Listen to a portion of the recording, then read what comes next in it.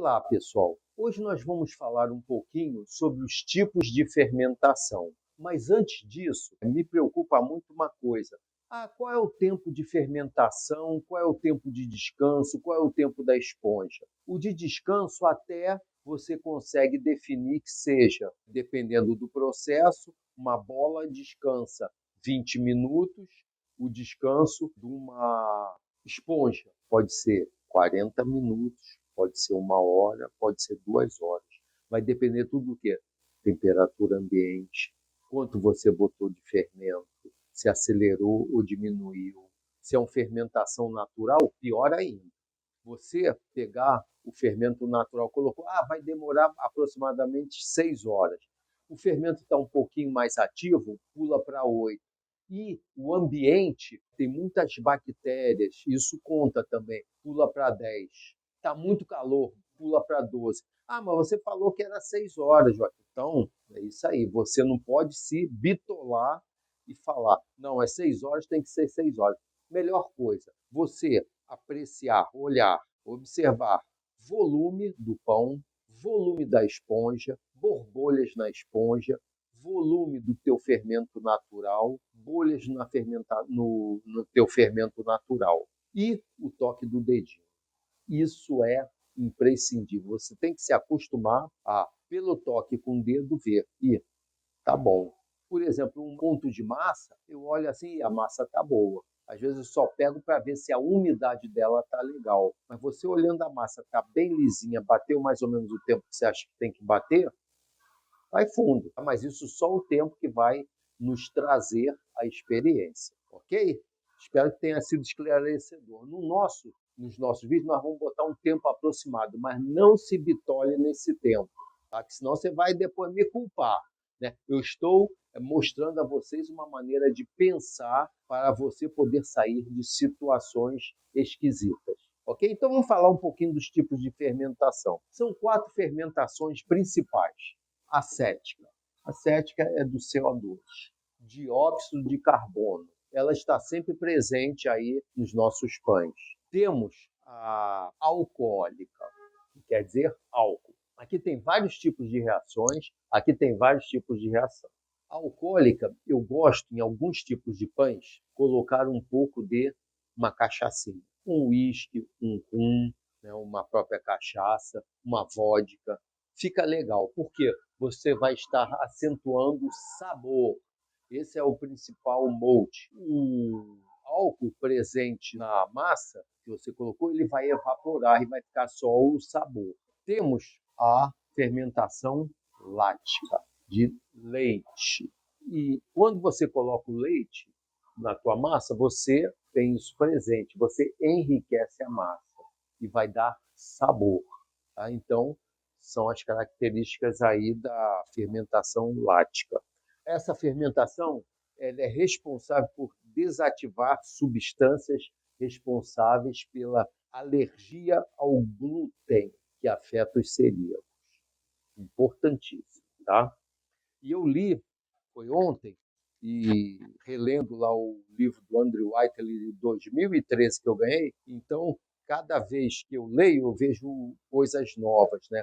Há uma maneira, uma reação que está sendo testada lá numa faculdade lá, acho que é em Londres, na Inglaterra, que estão conseguindo diminuir a gliadina, que é uma proteína existente. São 2 proteínas, gliadina e glutenina, que são responsáveis pela elasticidade e extensibilidade. Estão conseguindo diminuir o índice de gliadina com uma determinada fermentação natural. E o que acontece? Estão fazendo teste com celíaco para ver a intolerância, né, ou não a pães feitos com esse tipo de fermentação que diminui a gliadina. E os resultados estão interessantíssimos. Você imagina só, um celíaco poder comer um pão com farinha de trigo. Vai ser legal, né? Mas muito cuidado. E esse daí é um negócio que está lá sendo testado. Tá? Vamos ver aqui. E a última, a butírica. Butírica, pessoal, vem de butano. É aquele gás de cozinha. O que acontece? Nesse tipo de fermentação, você tem um odor esquisito, ruim. O que ele é indicativo de quê? Que o pão já passou da hora de assar. Tá? Então, determinadas reações estão acontecendo no pão que geraram esse tipo de fermentação. Um indicativo que eu posso assegurar a vocês é bolhas no pão, bolhas que estão na superfície arrebentando, você passou da fermentação, ou no pão de forma. Vamos fazer um negocinho bem bonitinho aqui. Ó. Aqui está a forma. O pão está aqui dentro, ele geralmente é para crescer assim. Tá? Tá aqui o pãozinho e tal.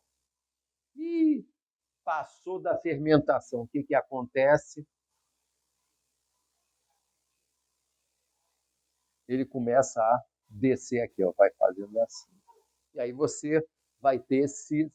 Não está estragado, mas horrível para comer, esse tipo de fermentação. Isso aqui vale tanto para fermento biológico instantâneo seco, fresco, e a fermentação natural. Cada um com a sua característica.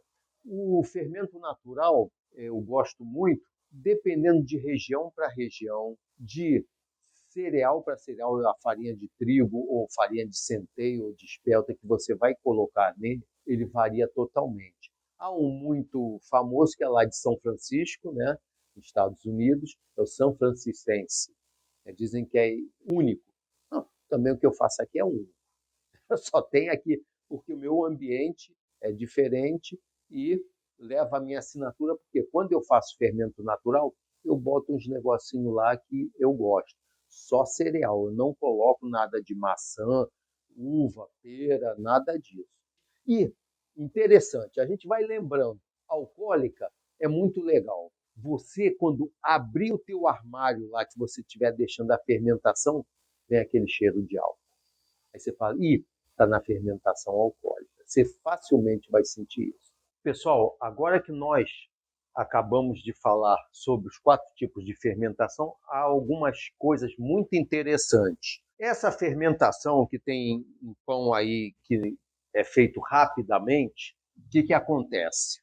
Além de fazer mal, você sentir aqui aquela azia, por quê? O que foi que ocorreu?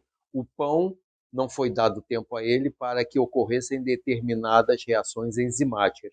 Elas vão ocorrer aqui e no teu intestino. Não é legal. A curta fermentação, curtíssima, 1h30 por aí. Olha só, perde 48% da vitamina B. Tá? Ninguém fala isso. Você está lá comendo pão e não sabe disso. Ela não remove a acrilamida. O que é isso? Isso é uma substância cancerígena presente na crosta do pão. Vai, come fermentação rápida que você está incentivando isso. Não elimina a acrilamida, que vou repetir, é uma substância cancerígena. Por outro lado, longa fermentação, níveis baixíssimos de acrilamida, baixo ou zero, e alto nível de vitamina B. Isso aí é só um exemplinho, 2 pontinhos que levam a minha pessoa a adotar a fermentação natural ou uma fermentação longa com fermento biológico. Isso é mais do que suficiente para você pensar e passar. É importante, pessoal. Até esse fim de semana eu estava numa feirinha que eu faço, né, onde eu coleto muita informação. É batata, pessoal. Toda feira que eu vou, eu não como glúten. A senhora é celíaca? Não. Aí começa a conversar. A pessoa, pelo menos, leva um pão pequeno para testar de centeio. É tira e queda, ou de farinha de trigo integral, de fermentação natural. E volta, tá? Eu tenho alguns clientes, eu acho que eu já falei isso num vídeo, que são usuários de pão de centeio. Falaram, não, pão de centeio não me faz mal, não é isso. É fermentação natural e longa. Passe isso para o seu cliente, pessoal. Isso é um gancho de vendas, porque vai justificar o preço que você envolve numa longa fermentação, o custo, né?